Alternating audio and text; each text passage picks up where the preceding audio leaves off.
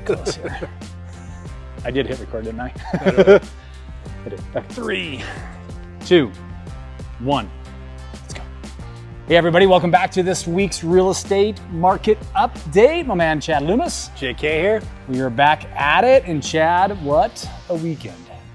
It was a good weekend. It was crazy. I think mine was better than yours. No, I mean, maybe for 4 hours, but after the 4th hour, it was amazing. He's talking about the Casper Marathon. This guy ran the marathon, Yeah, almost under 4:10. under 4:10. 5 seconds under 4:10. So, it was, yes, I got under 4:10, which was good. Yeah. Super happy about that. But what a great weekend. The weather was amazing. Yeah, It was great. awesome. Yeah. And then, of course, we had that torrential downpour. Yeah, that was Sunday night. It was Sunday night, man. Sunday night, yeah. It was crazy for all of our Casperites here, man. Like that hail came. Yep. I actually heard there was a tornado that hit at the Yeah. base of the mountain a It little did, bit. yeah. So that was gnarly. I have not seen rain like that in a long time, dude. Well, we forget how easily we forget. Yes. From last year. But it does make our grass green and our trees beautiful. man. As long as I don't have to turn on the sprinkler system. Right? Yeah, we don't like to see that water bill come No. June, July. No, it's terrible. All right, well, speaking of a torrential downpour, man, the market has been just insanely crazy around Casper. Has been great. I can't deny that. Yeah. So we are officially over 200 pending sales. Dude, You know, I just am shocked by this because like we had most conversations we're like 130s, 140s, and now we're like literally 70. That's huge for our market. yeah, officially at 211. Do you remember the last time we were at over 200 pending sales? No, Yes. I would have said What year? 2000. Oh yeah, I would have said 2022. Yes, October of 2022. And we're at almost 50 pending sales. We're down one this week. We're down to 42, Okay. which is still awesome. And what But you percentage? at the 500 plus. Oh, Yeah. Remember the last time we were at 50 pending sales? in the upper price point, Yeah, 50 and up on the 500 plus. I'm gonna go. So that's the problem too. Like, okay, I'm just thinking. I'd say 2022 again. Okay. 2021, Okay. August of 2021, we were at 72. Jeez, Moses. Yeah. That was a fun year. Man, holy smokes. Well, and if you think about it too, like our average price range was actually lower, probably like 375 as Yeah. opposed to being the 400 that we're at, right? Yeah, we So- still had low interest rates. Yes. And, yeah. That's insane, man. Yeah. So that's a much better appreciation for like being at a $500,000 when it was 4 years ago than what it is right now with that average sales price. Sure. Right? So for sure, yeah. But it's pretty impressive for that $500,000 and above. Yeah, so overall the market's doing great. We had some slight ups and downs in the other sectors. The 115 to 215 range had a decrease of 3. The 215 to 5 had an increase of 2. 315 to 5 had an increase of 1. So, but still, we're doing great. Yeah. Glad to see it over 200. I mean, we're seeing multiple offers. Yeah, I mean, homes are going under contract immediately as they go on the market when they're priced right. yeah, There's such a huge demand, even with the adjusted interest rates that we're experiencing. yeah. There's still, excuse my French, but we're still like around that 7% range. Yeah, yep. So We've made adjustments though. we have, and people are, I guess, learning to accept that. And for a while, this is as good as it's going to get. Well, and I mean, we talk about affordability, right? And I'm actually going to bring in some things about talking about affordability across the country, but that's what it happens, right? Like people are more concerned about affordability factors than they are about like what the interest rate actually is or what the average sales price is, right? It's like, can we afford to do it, right? Right. So that's what's really the driving force for so many buyers in this market right now. Absolutely.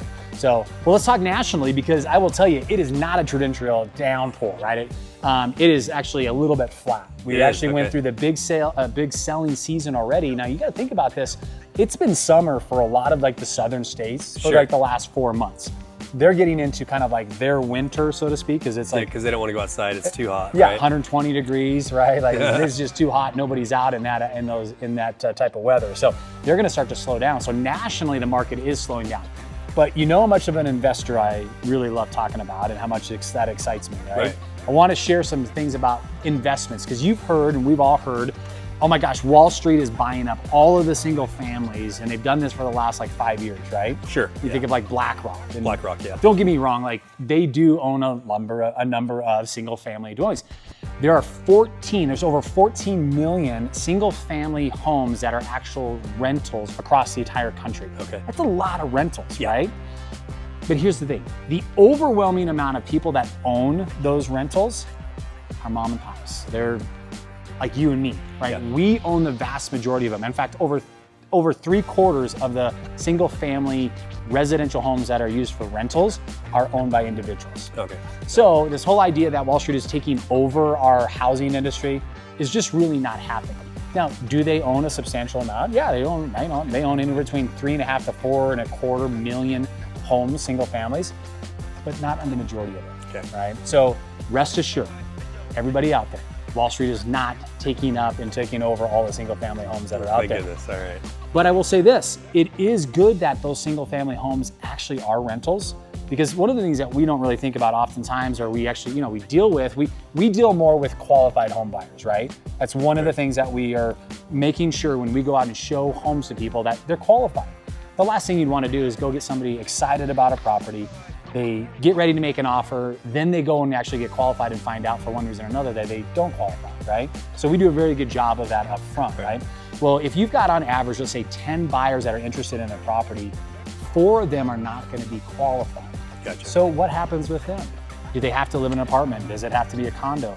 The great thing about having single family residents that actually are rentals is that those homeowners that can't, or those buyers that out there that can't afford and to either buy the house, or they don't qualify because of debt or because of their credit score. Maybe they had, some challenges because of like medical issues, right? Sure. That have happened, because that's really hard.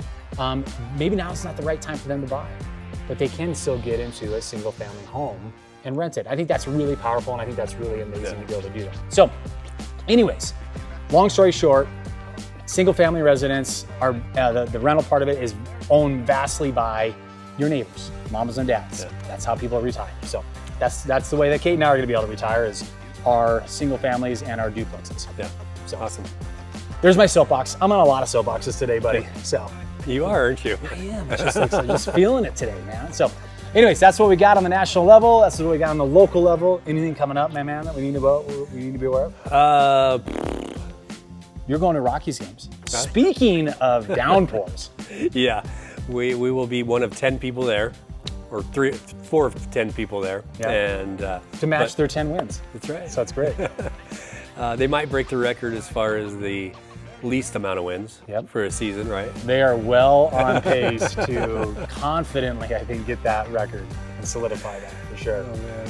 It's still a great thing. It's still baseball. It's still baseball. It's awesome. It's a great environment. It's a ton of fun. And it's going to be a great weekend. Yeah. So I'm glad that you and the boys were able to get down there and enjoy that. Enjoy some summer. Yeah. It's going to be beautiful. And maybe they'll win. Maybe they won't. Who knows? It's a toss-up. So, all right. Well, that's all we got for you today. Thanks for joining us as always. And we will see you on the next episode. Maybe we'll have some different stats, and maybe we'll talk about different things and different soapboxes. All right. I love that. All right. Take care.